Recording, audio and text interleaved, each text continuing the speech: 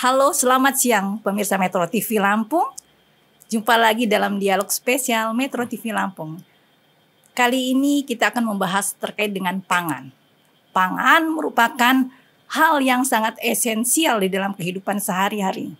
Karena kebutuhan pangan bisa memberikan efek yang memberikan dampak sosial, bahkan mempengaruhi stabilitas nasional jika keadaan pangan tidak sesuai dengan kebutuhan. Karenanya pemerintah hadir untuk menangani masalah pangan ini. Kehadiran Bulog adalah untuk memberikan keamanan pangan, baik itu ketersediaan maupun keterjaminan harga di masyarakat.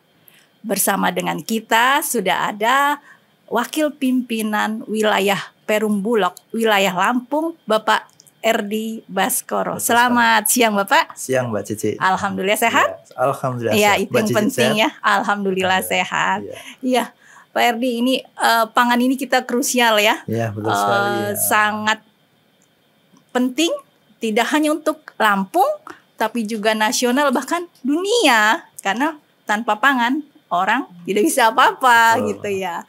Nah, mungkin sebelum kita menelaah terkait dengan pangan dan peran dari Bulog, mungkin bisa dijelaskan sedikit profil dari Bulog Lampung itu sendiri. Silakan Pak Erdi. Oke, baik Mbak Cici ya.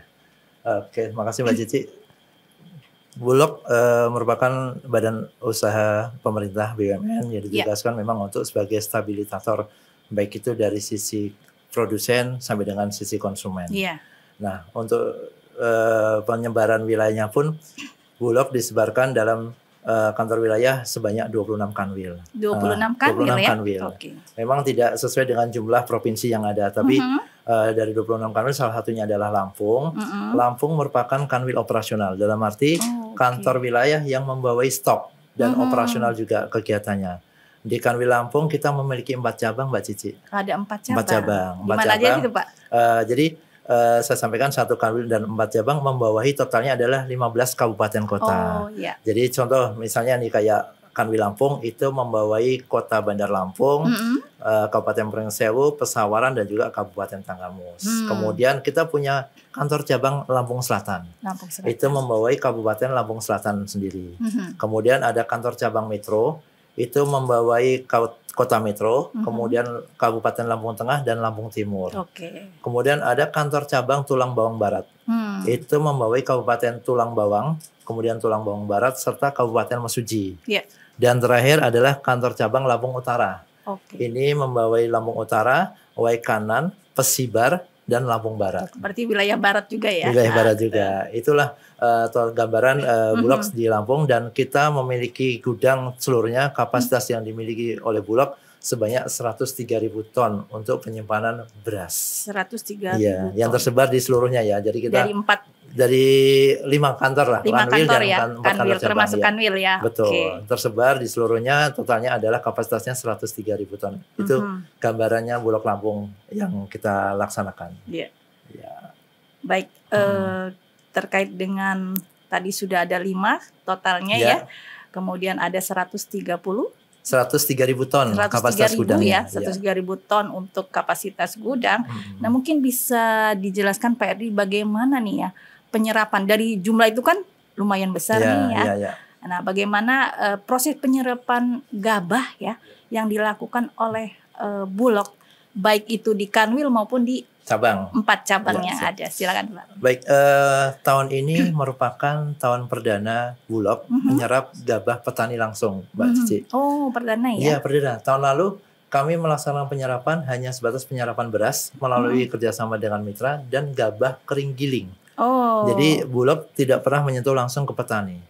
Baru tahun inilah sebagai wujud dukungan Astacita Presiden Prabowo bahwasanya untuk penguatan swasembada pangan, Bulog ditugaskan langsung jemput gabah di petani. Iya. Selama ini GKG.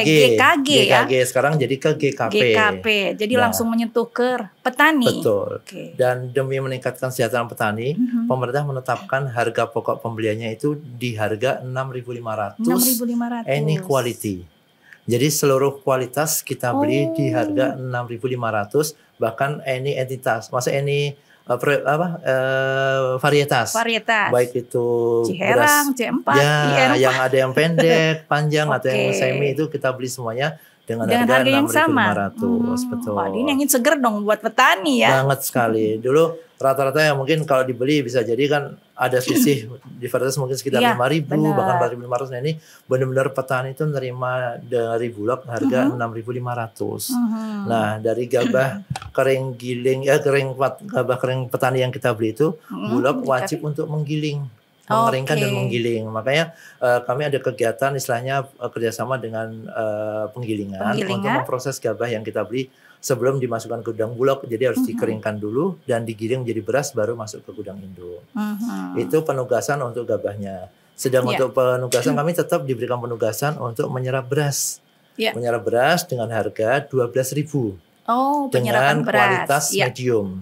Jadi sudah jelas Bulog membeli beras hanya dengan kualitas medium. Di harga 12.000. Berarti kalau di bawah itu nggak diserap dong ya? Di bawah itu nggak kita serap. Kalau pasar menyebutkan harga lebih tinggi ya tugas kita kan sebagai penstabil di harga konsumen ya. Betul. Misal kayak kemarin waktu masa panen, alhamdulillah banyak petani senang ya dengan 6.500. Tapi kalau sudah masa panennya udah habis kan otomatis harga di tingkat petani tinggi nih. Jadi tinggi. Jadi ya kita memberikan kebebasan petani pasar ya. Jadi selama petani bisa memilih mana yang lebih sejahtera. Kalau memang sisa-sisa panennya memang mau diserap oleh swasta dengan harga lebih dari 6.500 ya Bulog tidak menghalangi, silahkan. Gitu. Yang penting intinya harga standar yang untuk kita beli untuk menstabilkan harga di tingkat petani adalah 6.500. Nah, iya. Gitu. Baik Pak Erdi, tadi disebutkan bahwa Bulog menerima apapun, ya kan? Ya. Baik itu kualitas maupun varietas dari beras kering panen yang diterima oleh petani. Nah, ada nggak kriterianya itu? Selain tentunya misalnya kan harus ada kadar air atau yang lainnya yang dari penyerapan di harga 6.500 itu. Jadi sebagaimana disampaikan tugas kita dari Bappenas untuk menyerap inequality, jadi tidak ada ukuran pasti kadar airnya, Mbak Cici. Jadi kita terima dengan kadar air mungkin 30% atau 35% pun kita wajib terima dengan harga 6.500. Bahkan gabah yang mungkin ada kena bencana banjir tapi dia sudah mendekati masa panen itu ya tetap wajib kita serap. Gitu. Jadi selama memang masa panennya sudah waktu masa panen gitu. Jadi kita serap dengan inequality, jadi tidak ada batasan kadar air. Berbeda dengan beras.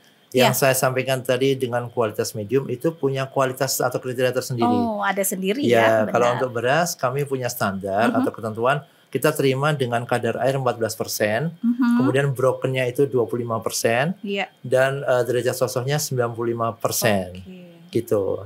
Jadi itu syarat yang mutlak yang harus kita beli untuk beras medium. Dan terakhir adalah syaratnya yaitu menirnya 2%, Mbak Cici. Menirnya 2% ya. Jadi kadar air 14, broken 25, menir 2%, sama derajat sosoknya adalah 95%, gitu. Iya, supaya juga nanti ketika dilempar di pasaran nggak ada yang gerutu ya konsumen ya. Betul sekali, betul. Karena ini sudah tergolong dia medium ya. Betul, dia kelas medium. Memang standar Bulog untuk cadangan pangan pemerintah adalah dengan kualitas medium. Betul, karena memang kalau beli ya, saya pasti konsumsi juga dong beras ya. Konsumsi yang medium, yang dari Bulog juga sudah bagus gitu. Sudah bisa bersaing dengan beras yang bermerek untuk konsumsi medium. Makanya inilah yang diterapkan dari Bulog ya. Ada kriteria khusus untuk di beras. Sementara kalau di gabah ya, itu artinya apapun diterima asal memang masa panen ya. Iya, betul sekali. Oke, baik Pak Edi. Kemudian bagaimana nih target penyerapan Bulog ya? Ini kan Lampung untuk tahun ini di Lampung, karena kita tahu Lampung ini juga sebagai daerah penopang pangan nasional yang ke-6, ya kan? Dari total yang ada, dan Lampung posisinya ke-6. Ini artinya Lampung juga potensi, dan bagaimana nih peran dari Bulog dan target dalam penyerapan beras dan gabah ini? Sedikit bercerita Mbak Cici, bahwasanya dalam mendukung Astracita ini Bulog ditugaskan pemerintah dengan target total itu 3 juta setara beras. 3 juta ya? Ton. Oh, 3 juta ton. 3 juta ton setara beras, kemudian diturunkan untuk 26 kantor wilayah, dan Lampung merupakan sentra produksi, akhirnya Lampung mendapatkan target ini agak dinamis nih, target agak sedikit berubah Mbak Cici. Jadi di awal penugasan kita mendapatkan target sebesar 162.000. 162.000 setara beras. Kalau kita asumsi rendemen itu 50% lah kasarannya. Jadi untuk penyerapan gabah GKP-nya berarti dua kali lipatnya. Jadi 162 berarti menjadi sekitar menjadi 324 ya, 324.000 ton. Kenaikan 200% lah ya. Jadi dua kali lipatnya. Dua kali lipat. Karena ini setara beras. Jadi kalau kita serap gabah ya harusnya sebanyak itu. Cuman kan kita laksanakan dengan dua metode kan, ada dengan GKP dan juga ada dengan beras. Kemudian seiring waktu berjalan dengan dinamika kondisi lapangan dan potensi panen, akhirnya kita update terakhir yaitu target kita menjadi 143.700 ton. Memang agak turun. Ya, karena memang diasumsikan kantor pusat bahwasanya disesuaikan dengan potensi panen. Nah, jadi alhamdulillah dari target itu kita sudah mencapai kurang lebih, bentar saya buka dikit ya Mbak Cici ya. Kita sudah mencapai 96% Mbak Cici. 96%. Betul, setara beras kita sudah mendapatkan tahun ini saja. Tahun ini 138.000 berarti bisa melebihi realisasi dong ya nanti ya. Banget. Karena ini baru satu semester ya. Kita bicara tahun lalu Mbak Cici ya. Tahun lalu tuh Bulog hanya mendapatkan penugasan sebanyak 40.000 ton aja Mbak. 40.000 ton. Bayangkan berarti berapa kali lipatnya? Iya, berapa kali lipat? 4 kali lipatnya. Betul. Untuk mendukung strateginya Pak Presiden gitu. Nah, kalau misalnya dari target kemudian penyerapannya bisa lebih atau memang langsung ditutup nih Pak? Untuk target semula memang bicara target sampai dengan April waktu itu Pak Mentannya. Dengan 3 juta ton, alhamdulillah Bulog sudah mencapai kurang lebih saat ini mungkin hampir 2,6 juta ton. Namun keinginan Presiden tetap Bulog melakukan serapan hingga mencapai 3 juta ton Mbak Cici. Jadi target ini tetap dibuka sampai dengan akhir tahun. Sampai akhir tahun. Untuk antisipasi juga kita menghadapi panen kedua, masa gadu. Masa gadu jadi kalau biasa memang rasionalnya ya, atau istilahnya kejadian normalnya ketika masa gadu memang harga kan agak tinggi nih. Betul. Tapi siapa tahu dengan kebijakan 6.500 GKP ini masih menarik buat petani, jadi sehingga Bulog masih bisa melakukan penyerapan.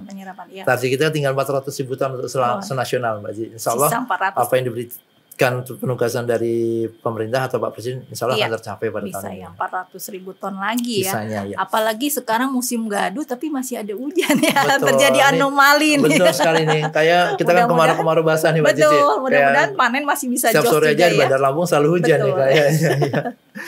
Jadi masih ada kesempatan nih kemungkinan insya Allah. Ya, kalau sampai saat ini ya tadi ya jumlah stok beras nih, kalau tadi kan gabah sudah ya 2,6 ya.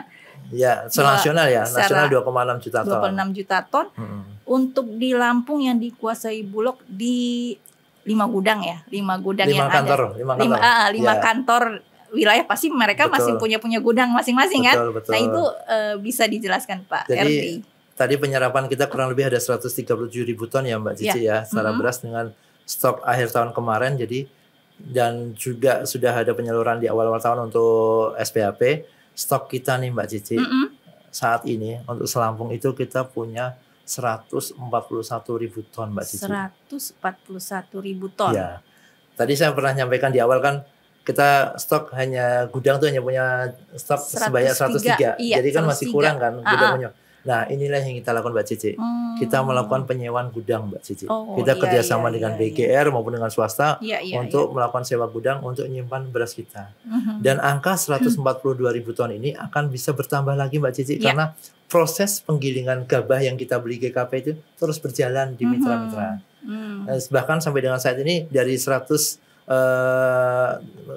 dari total gabah yang kita beli sekitar 218.000 ton ini sudah hampir 80% terproses. Jadi masih ada sekitar 40 ribuan ton gabah kering petani yang masih dalam proses digiling oleh mitra-mitra kita untuk jadiin beras masuk ke gudang kita. Berarti kalau bicara itu kita aman lah ya. Sangat aman sekali.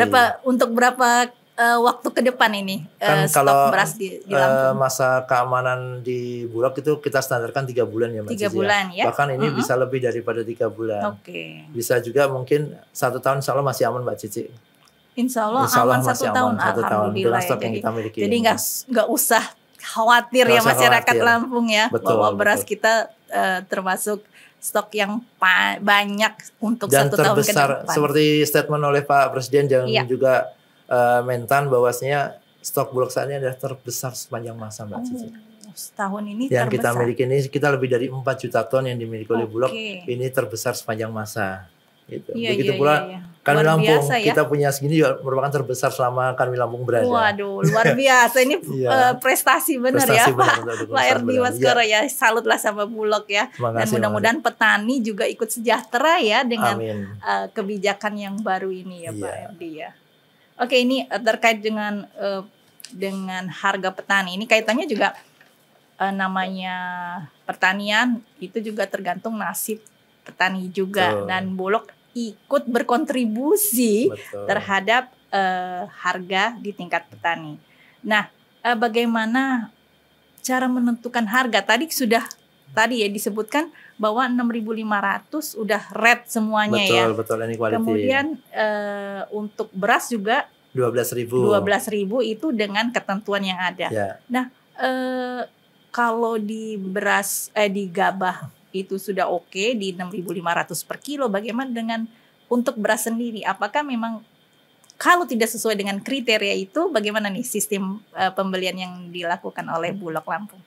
Jadi kenapa ada kriteria kadar air 14%, kemudian broken dan menir seperti yang saya sampaikan tadi Mbak Cici. Intinya adalah beras yang kita beli walaupun kualitas medium tapi yang beras siap simpan. Oh, siap simpan ya. Karena tugas Bulog adalah buffer stok Mbak Cici untuk ketersediaan cadangan pangan pemerintah. Jadi kita beli beras dengan kadar 14% itu untuk analisanya beras itu bisa disimpan dengan durasi waktu lebih lama dibandingkan beras yang kadar airnya lebih tinggi daripada itu. Betul. Jadi makanya kenapa untuk ketentuan penyerapan beras kita mutlak dengan kualitas kadar air 14%, broken 25 dan menir 2% serta derajat sosohnya 95%. Itu udah harga mutlak Mbak Cici. Udah mutlak ya. Sesuai dengan peraturan Badan Pangan Nasional nomor 16 tahun 2025. Ya. Berarti kalau di bawah itu Bulog tidak. Di kualitasnya bila tidak sesuai ya kita tolak. Ditolak kita bukan harga jadi turun gitu ya. Bukan. Jadi kita nggak ada sistem rafaksi untuk penerimaan beras, nggak ada. Jadi ada, ya? Beras satu harga satu ketentuan. Kalau di luar itu tidak sesuai ketentuan ya otomatis tidak masuk kriteria, kita tolak untuk mitra perbaikin berasnya sesuai dengan ketentuan kita. Berarti memang mitra juga harus berkinerja sesuai dengan standar yang ada di Bulog ya. Ini juga karena untuk menjaga kualitas ya. Jaga kualitas dan ketahanan berasnya itu. Betul, ketahanan beras itu sendiri. Nah, dengan penerapan ini apakah diterima atau tidak nih oleh baik itu petani atau mitra dari Bulog itu sendiri? Kalau bicara saat ini jujur saja Mbak Cici, penyerapan memang lebih dominan kepada GKP. GKP ya. Betul sekali, karena dengan harga 6.500 itu untuk menjadi beras di harga 12.000 memang agak susah. Karena rendemennya nggak ketemu nih. Betul. Karena kalau anggap rendemen 50% itu aja harga menjadi 13.000 kan. Iya benar. Sedang kita beli dengan harga 12.000. Cuman ada beberapa mitra yang memang masih komitmen membantu Bulog. Bahkan kita juga kerjasama dengan Polri, dengan Satgas Pangan untuk mengawal penyerapan beras, terutamanya beras ya. Kalau untuk gabah kita selalu kerjasama dengan TNI, dikawal oleh TNI. Jadi tiap-tiap daerah dikawal oleh Babinsa menyampaikan untuk wilayah panennya. Tapi untuk beras memang kita dibantu khusus oleh Satgas Pangan untuk menghimbau para mitra untuk istilahnya kita bicara jangan cari untung dulu lah, tapi demi negara, demi NKRI. Ayo masukkan beras kepada Bulog untuk penguatan cadangan pangan pemerintah itu. Ya pun memang nggak banyak tapi masih ada realisasi pembelian berasnya Mbak Cici. Tapi setidaknya dengan penyerapan GKP yang kita optimalkan itu sudah bisa menutupi target kita selama 1 tahun ini. Gitu. Tentu saja Bulog ya dengan penyerapan ini juga tidak bekerja sendiri ya. Tadi dengan mitra Bulog juga ada. Kemudian mungkin ada koordinasi dengan baik itu pemerintah daerah atau dinas terkait. Mungkin bisa diceritakan Pak Erdi. Yang di awal memang penugasan GKP ini kan merupakan tugas pertama kali kita jalankan Bulog. Jadi otomatis kita butuh koordinasi kewilayahan, koordinasi pertanian dan lain-lain. Makanya kami Mbak Cici sepakat dengan tim cabang dan lainnya bahwasanya kita membuat grup. Tiap kabupaten itu kita punya grup penyerapan jemput gabah yang beranggotakan TNI yaitu para Babinsa, kemudian penyuluh pertanian dari dinas pertanian, kemudian ada juga orang dari dinas pertanian sendiri, bahkan dengan Kapoktannya juga. Gapoktan, Jadi karena memang kita bertransaksinya bisa dengan petani ataupun dengan Poktan kabupaten. Jadi kita bikinkan grup. Jadi mereka tinggal menyampaikan informasi, Pak, kami ada panen di wilayah mungkin di daerah Mesuji. Nanti dikoordinasi dengan penyuluh apakah memang sudah sesuai umur panennya gitu, atau belum. Kadang-kadang ya kita tidak menutup kemungkinan ada aja yang masih memanfaatkan situasi ini yang belum panen dipaksa panen karena kebutuhan. Betul. Apalagi kemarin mendekati masa Lebaran nih Mbak Cici. Jadi orang pinginnya dipanen sebelum Lebaran nih. Padahal tapi kami sampaikan, selalu kami sosialisasikan ke petani, tolong deh kalau bapak-bapak petani pingin sumbangsi ke negara kan sudah dapatkan harga yang baik ini dari negara, tolong berikan hasil produksi atau hasil panennya yang terbaik buat negara juga. Ketimbang ditolak ya nanti. Sebenarnya nggak ada nolak sih Mbak Cici, tapi berpengaruh kepada hasilnya nanti, berpengaruh pada rendemennya, dampaknya kan juga menjadi biaya yang tinggi juga oleh Bulog dan negara ya, dalam arti kalau rendemennya tidak sesuai dengan apa yang ditentukan di awal, targetnya kan adalah sekitar 50% lebih lah, 53, 54 rendemennya. Tapi kalau di bawah itu kan berarti kan otomatis ada subsidi pemerintah yang lebih besar untuk itu. Betul. Jadi selalu kita sosialisasikan yang itu saya sampaikan, kita kerjasama dengan penyuluh, Babinsa, bahkan dengan Dinas Pertanian, dan kita rangkul di Poktan segala untuk dalam satu grup. Bahkan ada beberapa wilayah ada kepala dinas yang ingin ikut Mbak Cici, ikut dalam grup itu. Jadi, dalam grup karena ikut memantau dan ikut istilah monitoring gimana serapan, karena bagaimanapun juga ada gengsi perwilayah kan, ketika bisa memberikan sumbangsih lebih besar ya dong, prestis juga ya. Dan alhamdulillah berjalan dengan lancar dan kita selalu rutin ada rapat pertemuan Mbak Cici. Berarti ini sudah menyentuh teknologi ya, sudah daripada datang ke lokasi kumpul dengan adanya grup di WA ya. Di WA grup ini kan makin memudahkan koordinasi dan efisiensi dalam waktu sekali dan cepat untuk pengambilan keputusan. Jadi kita datang ke lapangan tinggal eksekusi Mbak Cici. Betul, jadi nggak ini lagi ya komunikasikan kapan panennya, kita datang, kita jemput gabahnya, kita timbang, kita bayar. Ya, itulah pentingnya juga teknologi pemanfaatannya oleh Bulog dan sudah maksimal dalam penyerapan gabah ini ya. Baik pemirsa, kemudian kita akan melihat lagi gini, apakah Bulog memiliki strategi untuk meningkatkan volume? Ini tadi kan masih sekitar kurangnya dikit lagi nih. Ya, kurang sekitar 4% lagi ya Mbak Cici. Tinggal 4% lagi. Aduh, padahal sudah baru semester 1 tapi sudah hampir 100% memenuhi. Betul. Nah, mungkin ada upaya apakah dengan 4% itu dilama-lamain atau justru dipercepat. Nah, ini bagaimana strateginya dari Bulog, Pak? Sebenarnya kalau isu yang terjadi itu bukan kita menunggu 4%-nya Mbak Cici, tapi kita lihat secara operasional kemarin, secara teknis kemarin masih adanya banyak gabah yang melimpah tapi belum bisa kami serap Mbak Cici karena keterbatasan pasca panen yang kita miliki. Bulog sejatinya hanya punya satu pabrik yang real punya Bulog Mbak Cici, yang ada di Campang dengan kapasitas 120 ton per hari pengeringnya dan kapasitas 60 ton per hari untuk penggilingannya. Nah, karena untuk penyerapan GKP kita bekerja sama dengan mitra-mitra Mbak Cici, ada kurang lebih 168 mitra untuk kerjasama kita untuk pengolahan beras gabah itu. Dan ini belum maksimal juga karena dengan potensi panen dimiliki oleh Lampung yang begitu besar, apa yang telah kita rangkul atau kita jelaskan itu masih kurang. Jadi strategi ke depan, dan juga ini sudah diketahui oleh Pak Gubernur Pak Mirza dan beliau sepakat bahkan ikut mendukung, yaitu peningkatan pasca panennya Mbak Cici. Makanya Pak Gubernur, Pak Mirza itu memberikan bantuan kurang lebih 28 dryer Mbak Cici ke Poktan dan Kapoktan seluruh wilayah 15 kabupaten kota untuk mendukung serapan biar gabah itu tidak lari kemana-mana tapi bisa diolah di Lampung itu sendiri. Dan jadi juga tidak lari keluar daerah ya. Bahkan kami juga dari Bulog telah mengajukan ke kantor pusat dari Lampung ke kantor pusat untuk pembangunan pabrik kembali. Jadi menambah pabriknya. Rencananya kapan ini? Nah, ini sudah kita ajukan lewat surat dari Pak Gubernur Mbak Cici. Yang mengajukan surat Pak Gubernur kepada kita, kepada Bulog pusat untuk mendukung, mintanya 5 wilayah, 5 tempat lagi. 5 wilayah 5 pabrik itu lagi, betul. Jadi setiap wilayah itu punya pabrik sendiri gitu rencana. Setidaknya di sentra produksi Mbak Cici ya. Kalau di Bandar Lampung kan mungkin masih bukan wilayah sentra produksi itu enggak lah, mungkin di daerah Mesuji, kemudian daerah Lampung Tengah, Lampung Timur, Lampung Selatan, itulah yang sentra produksi di Lampung. Sentra produksi yang di Lampung ya. Nah, terkait dengan stabilitas harga bagaimana nih Bulog? Baik, kalau yang tadi kita bicara stabilitas harga petani sudah dijalankan Mbak Cici ya dengan penyerapan harga satu harga itu 6.500, berarti kan menstabilkan di tingkat produsen. Nah, selanjutnya adalah tugas Bulog adalah menstabilkan di tingkat konsumen. Makanya kami ada program namanya beras SPHP Mbak Cici. Ya, SPHP. Itu familiar banget. Betul. Cuman kondisi saat ini memang SPHP masih ditutup Mbak Cici. Oh gitu. Karena memang dari Bappenas ingin melihat bahwasanya kita konsentrasi dulu untuk penyerapan. Oke. Secara hukum ekonomi kan supply demand Mbak Cici ya. Ketika supply banyak kan pasti kan permintaan agak menurun nih, jadi otomatis harga sudah stabil nih, jadi belum saatnya untuk melakukan penyaluran beras SPHP. Cuman dalam waktu dekat kemungkinan karena masa panennya sudah habis, insya Allah SPHP akan dibuka lagi. Nah inilah fungsi untuk menstabilkan harga di tingkat konsumen. Bulog menjual beras kualitas medium dengan nama beras SPHP.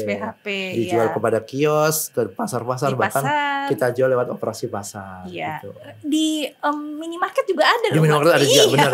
Di Candrama, di Lotte, di Alfamart, Indomaret ada juga. Ya memang ini juga salah satu pendistribusian dari untuk stabilkan harga di tingkat untuk kestabilan harga di tingkat konsumen. Baiklah pemirsa, ini sudah kita banyak ya informasi yang didapat dari Bulog. Mungkin ada closing statement dari Pak Erdi Baskoro terkait dengan pangan dan ketersediaan pangan di Lampung. Setidaknya apa yang sudah disampaikan atau sudah dilaksanakan kita selama tahun ini adalah penyerapan gabah kering panen yang sudah mencapai 96% Mbak Cici. Kami ucapkan terima kasih kepada stakeholder yang telah membantu Bulog, baik itu dari Dinas Pertanian, dari TNI, bahkan dari Polri juga melaksanakan bantuan untuk pengawalan monitoring evaluasi, terutama dengan teman-teman Poktan dan Gapoktan yang sudah mau senantiasa memberikan hasil produksinya kepada Bulog. Nah kami harapkan ini tidak putus Mbak Cici. Dan kedepannya insya Allah dengan peningkatan produk atau pasca panennya, infrastruktur pasca panennya, setidaknya bisa memberikan gambaran lebih positif di tahun depan, sehingga penyerapan kita insya Allah bisa lebih bagus daripada tahun ini. Bahkan tahun ini aja sudah kita katakan 400% daripada tahun lalu. Ini siapa tahu tahun depan dengan peningkatan infrastruktur bisa lebih tinggi lagi, dan berarti lebih aman lah ya pangan kita ya. Ya, gitu Mbak Cici. Baik, makasih Pak Erdi Baskoro sudah bergabung di dialog spesial ini dan memberikan pengetahuan terkait dengan pangan dan juga kestabilan harga, karena memang beras ini sangat urgen ya, baik untuk masyarakat di Lampung, dan kita ternyata aman untuk 1 tahun ke depan. Baiklah pemirsa, terima kasih Pak Erdi Baskoro. Sama-sama Cici ya. Baik pemirsa Metro TV Lampung, kita akhiri dialog spesial ini. Jangan lupa untuk mengikuti dialog-dialog selanjutnya. Selamat siang, terima kasih.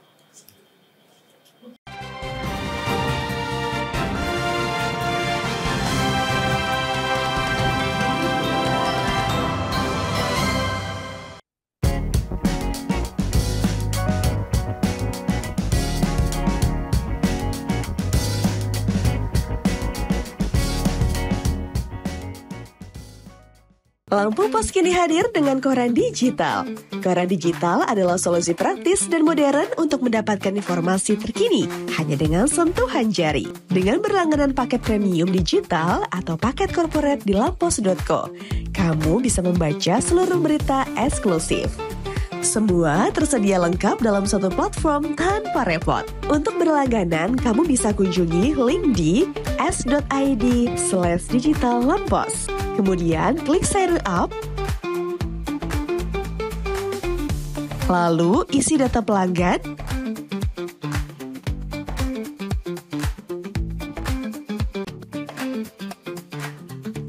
dan kamu bisa selesaikan pembayaran melalui Bank Mandiri, Bank BSI, dan Bank Lampung. Ayo jangan sampai ketinggalan informasi penting. Langganan sekarang juga di lampos.co dan nikmati kemudahan membaca berita. Berita teraktual, terpercaya dan terlengkap di Lampung. Dari politik, ekonomi hingga lifestyle, kami memiliki semua yang Anda butuhkan untuk tetap update. Saksikan Ruang Curai setiap Senin sampai Jumat jam 1 siang hanya di Metro TV Lampung.